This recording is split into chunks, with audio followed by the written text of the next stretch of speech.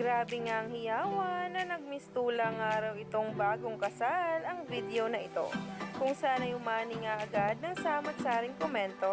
Pero kagabi nga, alam naman natin na nanalo na naman ang Don Bell bilang People's Choice Award sa Star of the Night #DonBell na kung saan ay naganap kagabi. Na talaga nga namang kitang-kita kung paano tatuhin itong si Donnie Pangilinan, napaka-gentleman kay Bell nang ayusin nga mismo ang damit or gown nito. Umani nga agad ito ng samot-saring komento dahil nga din sa napaka-clingy ng dalawa.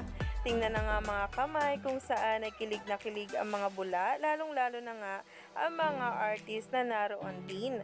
Siyempre, pinakisilip na nga rin dito ang mismo nga ding mga photoshoot or behind the scene nga talaga sa nasabing ang kaganapan.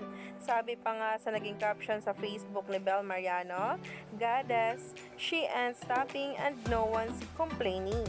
At ito nga ang mga litrato.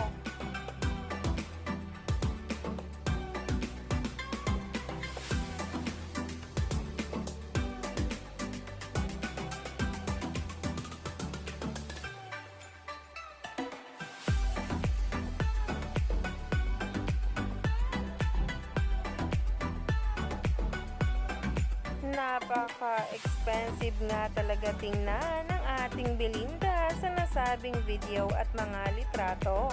Kaya naman talaga, stay tuned lang tayo for more updates tungkol mismo kay Donnie Pangilinan at Bel Mariano sa mga susunod na araw. Dahil grabe nga ang mga kaganapan kagabi sa ABS-CBN Ball at sa paglalakad nila sa red carpet.